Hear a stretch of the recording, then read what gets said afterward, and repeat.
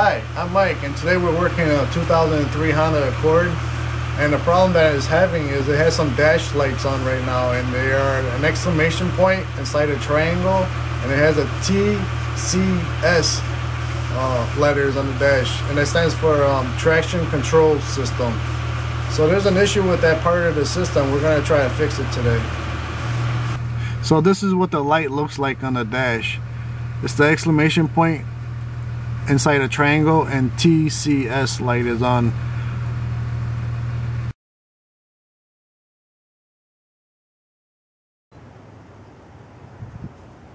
With my experience in the past with this type of issue on this particular type of car, it's always been the brake light switch. I've seen these fail and the symptoms are the same. This actually has two circuits running through it. The brake lights and a cruise control circuit. One is normally open and one is normally closed. Even if your brake lights are still working, it doesn't mean that this switch is still good fully. So we're going to investigate that a little further today, try to pinpoint the problem, and do a comparison with the new one versus the old one and see if there's a difference. But either way, this part is fairly cheap. We're just going to change it anyway. Once we pull it out, we're not going to put the old one back in. I got this part from AutoZone. It was like $8.50. So it's really not worth your time trying to diagnose this problem if you just want to change the part, and chances are it could be this, but if it's not like it was a big investment anyway. So in order to get to the brake light switch, there's a couple of panels that we need to remove. This panel here, and then there's actually another panel on the bottom.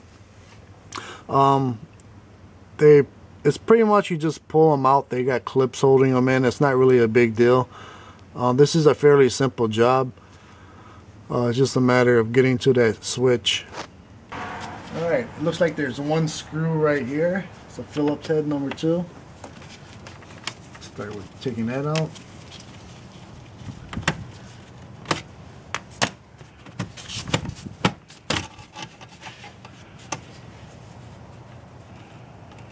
Connector right here. Take that guy out. It just pops out. Put it to the side.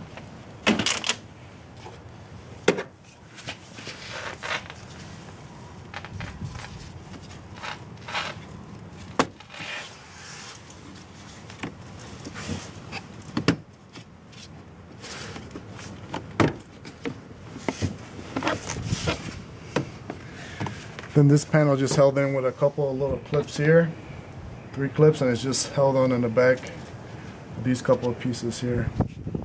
Okay, this is a view from the bottom looking up. This is the brake light switch here. It has a plug here, and it has this nut that we need to remove. So I'll show you how that nut works on a bench, because it's not a lot of room down here to film and work at the same time. Alright, so here's a close-up of what the switch looks like. It has one plug in the back with a regular tab that you press on to pull it out.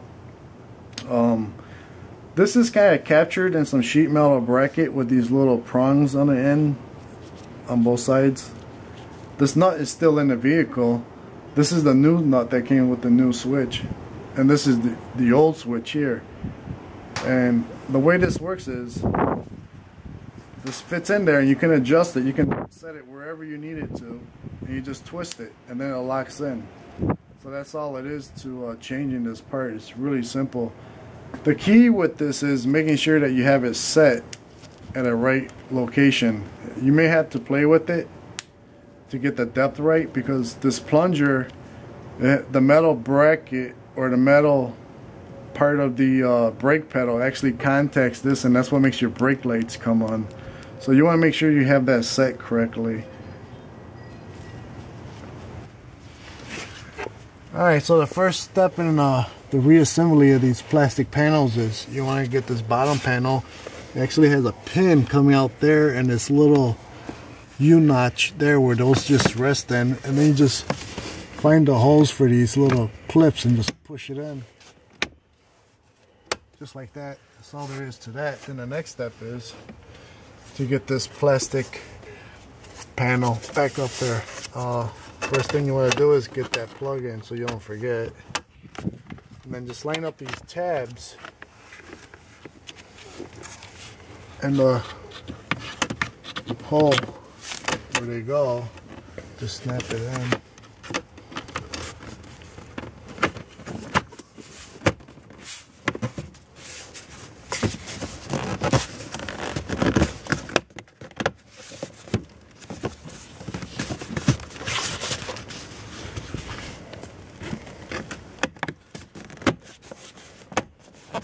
Like that, and then the last step is to put that screw back in.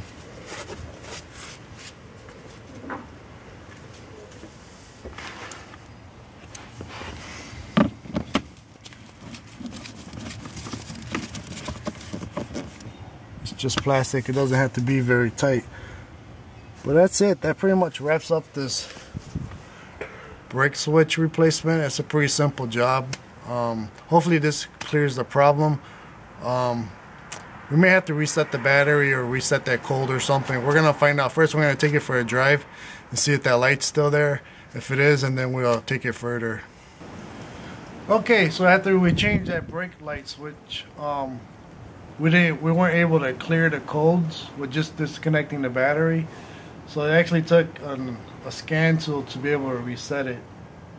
So I use this Autel MaxiDOS scan tool, and what I did was, I'll show you. I went into the ABS, TCS, VSA menu. I selected that.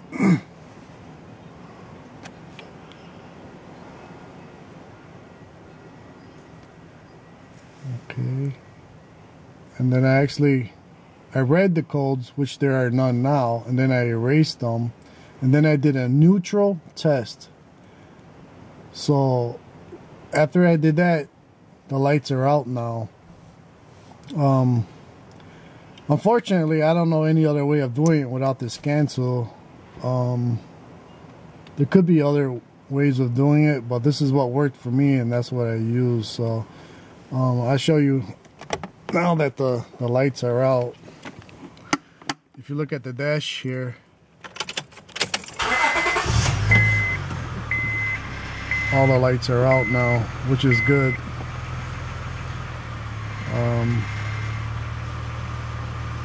Yeah, I see I got another project coming down the pipeline. I see that the airbag light is on. I already know what that is. It's the seat belt switch here is intermittently bad, so that's another video for the future. But for now, that takes care of this brake light switch job with the exclamation inside a triangle and a TCS. Thanks for watching.